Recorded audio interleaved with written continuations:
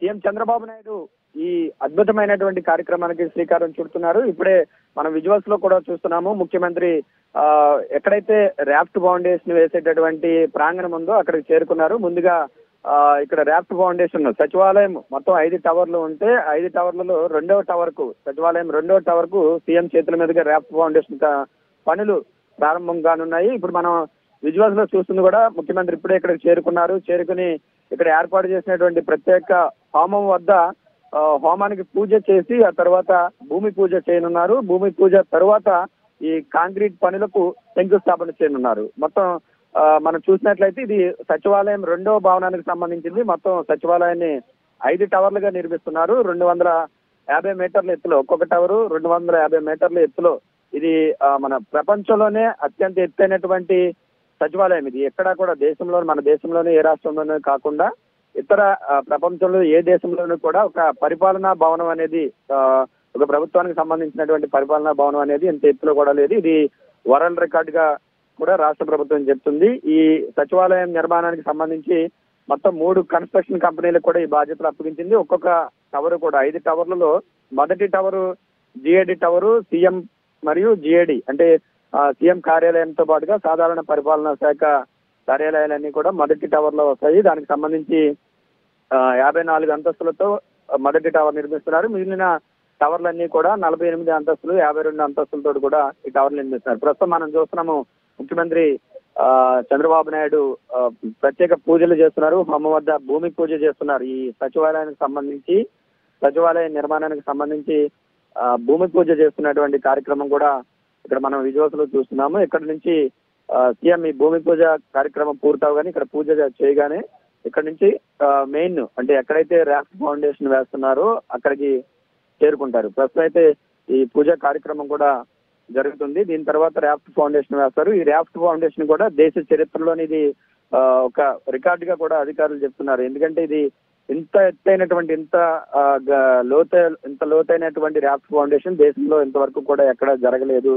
మొదటిసారిగా అమరావతి సచివాలయానికి ఇంత పెద్ద రాఫ్ట్ ఫౌండేషన్ రాఫ్ట్ ను వినియోగిస్తున్నారని కూడా చెప్తున్నారు. రాఫ్ట్ వేయడం వల్ల పని అంటే సాధారణంగా ఒక భవనం నిర్మించాలంటే మామూలుగా దానికి గుంతలు తవ్వి పిల్లర్లు వేయాల్సి ఉంటుంది. కానీ ఇక్కడ దానికైతే నెల 15 రోజులు సమయం పడుతుంది. కానీ అలా కాకుండా టైం సేవ్ చేయడంతో పాటుగా పునాదులు గట్టిగా ఉండేందుకు ఈ రాఫ్ట్ అనే కొత్త టెక్నాలజీని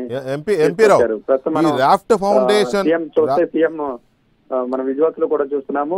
ముఖ్యమంత్రి హోమం వద్ద పూజలు చేస్తున్నారు, భూమి పూజ చేస్తున్నారు. సచివాలయ నిర్మాణానికి శాశ్వత సచివాలయ నిర్మాణానికి నవ్యాంధ్ర చరిత్రలోనే ఇది ఒక కీలక ఘట్టంగా మనం చెప్పుకోవచ్చు. ఈ నెలలోనే 3 కీలకమైనటువంటి కార్యక్రమాలకు కూడా ముఖ్యమంత్రి చంద్రబాబు నాయుడు చేతుల మీదుగా 3 కీలకమైనటువంటి కార్యక్రమాలు జరిగినాయి. ప్రస్తుతం ఈ సచివాలయానికి సంబంధించి కీలక ఘట్టం ఇప్పుడు జరగబోతుంది. దీని తర్వాత ఈ రోజు మరొకమైనటువంటి రాష్ట్ర చరిత్రలో మరొక కీలక మైలురాయి కడప ఉక్కు ఫ్యాక్టరీని కూడా ముఖ్యమంత్రి చంద్రబాబు చేతుల మీదుగా శంకుస్థాపన జరగనుంది. ప్రస్తుతం సచివాలయానికి సంబంధించి సచివాలయ నిర్మాణం ప్రజావుగా జరిగి సక్రమంగా పనులన్నీ కూడా త్వరగా జరగాలని సీఎం చంద్రబాబు నాయుడు ప్రత్యేకంగా ఇక్కడ ఒక హోమం ఏర్పాటు చేశారు. ఆ హోమం వద్ద పూజలు చేస్తున్నారు. అంటే దీన్నే భూమి పూజ నిర్మాణానికి సంబంధించిన భూమి పూజగా కూడా చెప్తున్నారు. ఇక్కడ నుంచి ఈ పక్కనే సమీపంలో ఉన్నటువంటి ఈ రాఫ్ట్ ఫౌండేషన్ ఏదైతే ఉందో రాఫ్ట్ వద్దకు ముఖ్యమంత్రి వెళ్తారు. ప్రస్తుతం మనం విజువల్స్ లో చూస్తుంది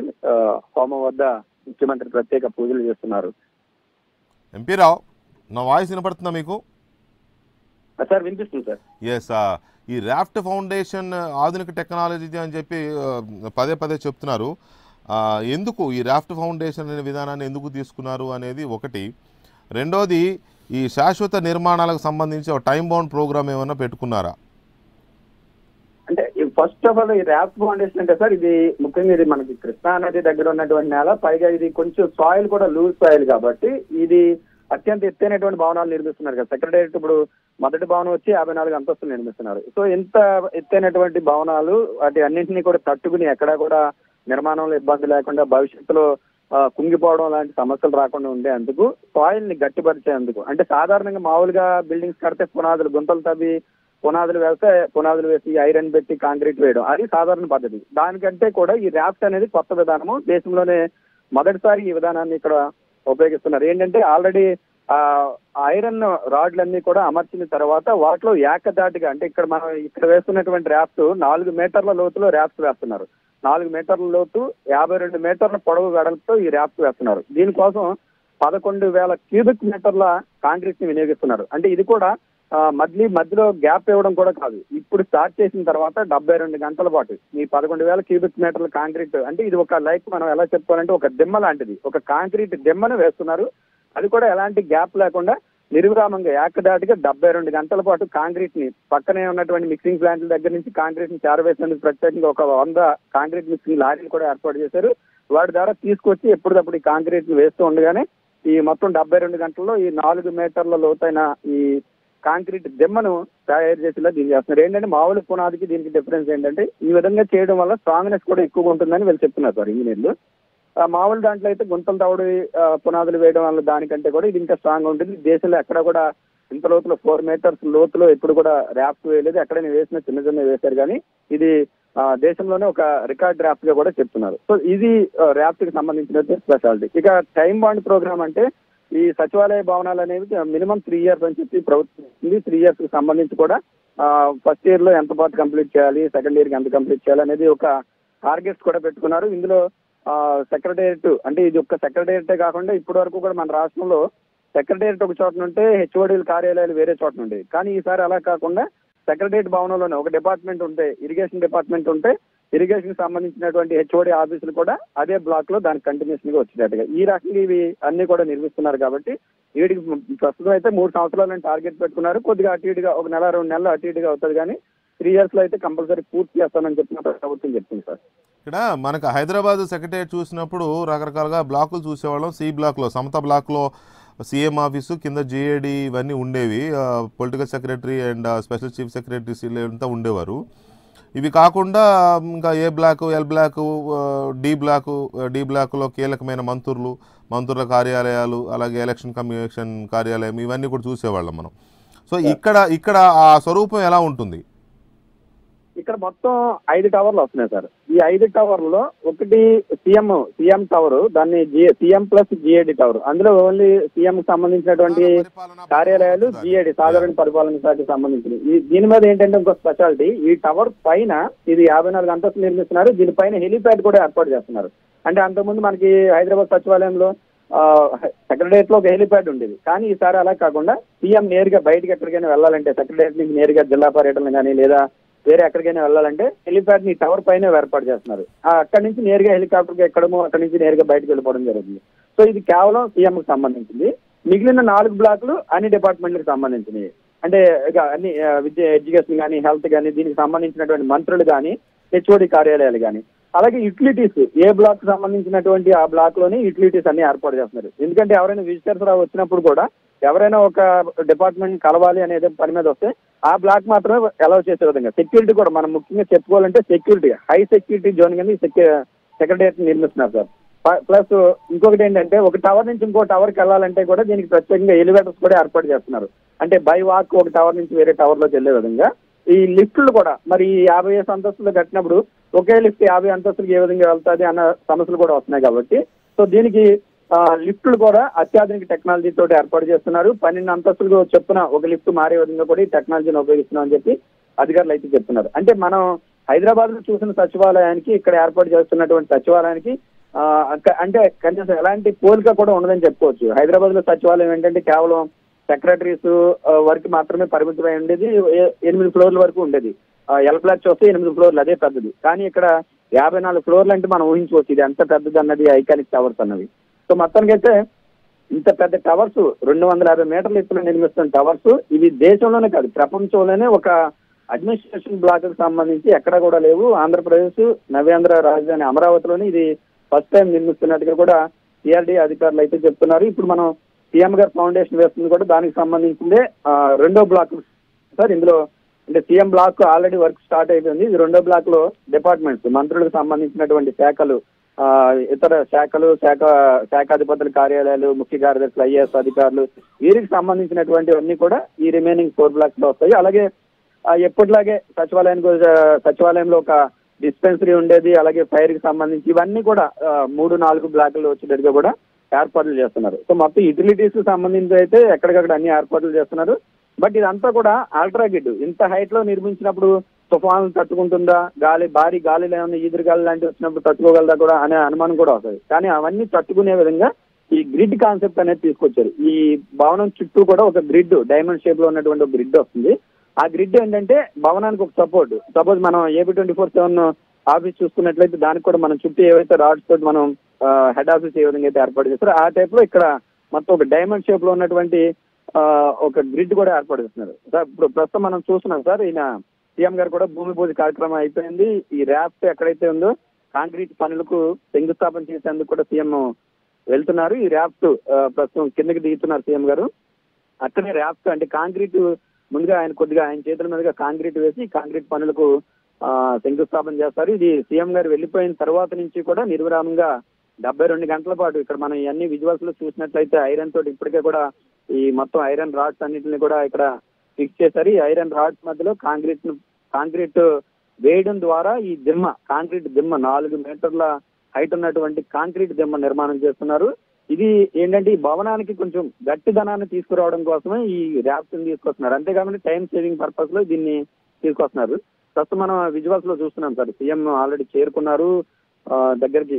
ర్యాప్ట్ వేసేందుకు కాంక్రీట్ పనులు ఎక్కడైతే జరుగుతాయో ఆ ర్యాప్ట్ దగ్గర కూడా చేరుకున్నారు. సీఎం చేతుల మీదుగా ఈ ర్యాప్ట్ కాంక్రీట్ వేసి పనులకు ఈ లైవ్ కంటిన్యూ అవుతుంది. ఒక అద్భుతమైన ఘట్టానికి అమరావతి మరొకసారి వేదిక అయింది. శాశ్వత సచివాలయ భవన నిర్మాణాలకు శంకుస్థాపన జరుగుతోంది. పునాదికి ముఖ్యమంత్రి చంద్రబాబు నాయుడు శంకుస్థాపన చేస్తున్నారు. ఇప్పటికే పలు రకాల నిర్మాణాలు మనం సీడ్ క్యాపిటల్ దగ్గర చూడొచ్చు. రకరకాల ఎంప్లాయీస్ క్వార్టర్స్, ఎన్జిఓస్ కానీ లేక ఐఏఎస్ అధికారులకు సంబంధించిన క్వార్టర్స్, హైకోర్టు భవనము, అసెంబ్లీ భవన నిర్మాణాలు ఇవన్నీ కూడా చాలా శరవేగంగా జరుగుతున్న నేపథ్యంలో ఇప్పుడు 5 బ్లాకుల సచివాలయ నిర్మాణానికి కూడా శంకుస్థాపన మొదలైంది. ఇది 3 ఏళ్ల కాలపరిమితితో చేయాలనేది ప్రభుత్వ సంకల్పంగా ఉంది. ఈ సంకల్పం నెరవేరాలని కోరుకుందాం. మరోవైపు మధ్యాహ్నం కడపలో స్టీల్ ప్లాంట్కు సంబంధించిన శంకుస్థాపన కార్యక్రమం కూడా ఉంది. ప్రస్తుతం ఈ లైవ్ కంటిన్యూ అవుతుంది.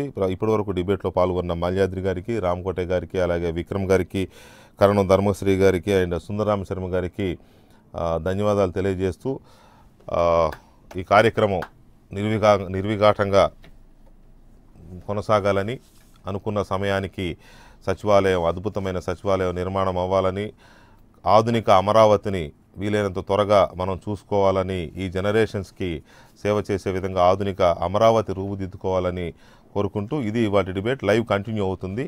వీక్షించండి.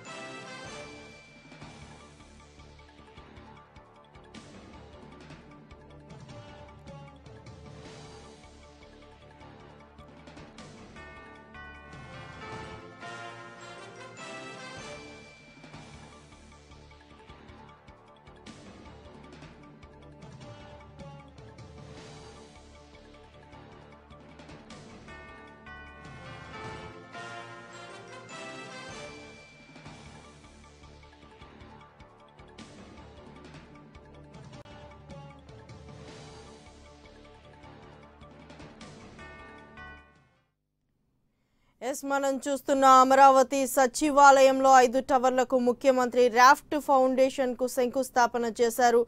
రాజధాని నిర్మాణంలో కీలక ఘట్టం సచివాలయానికి సంబంధించి 5 టవర్లకు సంబంధించి రాఫ్ట్ ఫౌండేషన్ శంకుస్థాపన కార్యక్రమాన్ని కొద్ది క్షణాల క్రితమే ముఖ్యమంత్రి నిర్వహించారు. అలాగే రాష్ట్ర చరిత్రలోనే ఇవాళ కొంత కీలక ఘట్టంగా చెప్పవచ్చు. మరోవైపు కడపలో కూడా ఈ రోజే కడప ఉక్కు పరిశ్రమకు కూడా ముఖ్యమంత్రి శంకుస్థాపన చేయనున్నారు. అలాగే నిన్న హైకోర్టుకు సంబంధించి కేంద్రం జనవరి 1 నుంచి 2 తెలుగు రాష్ట్రాలు విడివిడిగా హైకోర్టు నిర్వహించాలి అని ఒక విడుదల ఉత్తర్వులు వచ్చిన నేపథ్యంలో కూడా రాజధాని అమరావతికి సంబంధించి అలాగే ఒకవైపు సచివాలయం మరోవైపు హైకోర్టు భవనాలకు సంబంధించి కీలక నిర్మాణాలు పూర్తి చేసుకునే క్రమంలోనే ఈరోజు రాఫ్ట్ ఫౌండేషన్కి సంబంధించి శంకుస్థాపన అనేది ముఖ్యమంత్రి కొద్దిసేపటి క్రితమే చేశారు. మొత్తం మీద కీలక నేతలంతా కూడా అక్కడ ముఖ్యమంత్రిని కలుస్తున్న దృశ్యాన్ని మనం క్లియర్గా చూస్తున్నాం. ఇక రాఫ్ట్ ఫౌండేషన్కి సంబంధించి పూర్తి సమాచారం మా ప్రతినిధి ఎంపీ రావుని అడిగి తెలుసుకుందాం. ఎంపీ చెప్పండి, మొత్తం మీద కొద్ది క్షణాల క్రితమే ముఖ్యమంత్రి రాఫ్ట్ ఫౌండేషన్కి శంకుస్థాపన చేశారు. ఇక దీనికి సంబంధించి రాఫ్ట్ ఫౌండేషన్కి సంబంధించి ఎన్ని రోజులు ఇది పూర్తి చేసుకోనుంది? నవ్యాంధ్ర చరిత్రలో కీలక ఘట్టం చోటు చేసుకుంది. ఇప్పటి వరకు జరిగినటువంటి నిర్మాణాలు ఒకే ఎత్తు అయితే ఈ రోజు సీఎం చంద్రబాబు నాయుడు చేతుల మీదుగా ఒక మహత్తర కార్యక్రమానికి శంకుస్థాపన జరిగింది. శాశ్వత సచివాలయ నిర్మాణానికి సంబంధించి రాష్ట్ర ప్రభుత్వం ఇప్పటికే 5 డిజైన్లను ఎంపిక చేసింది. 5 టవర్లను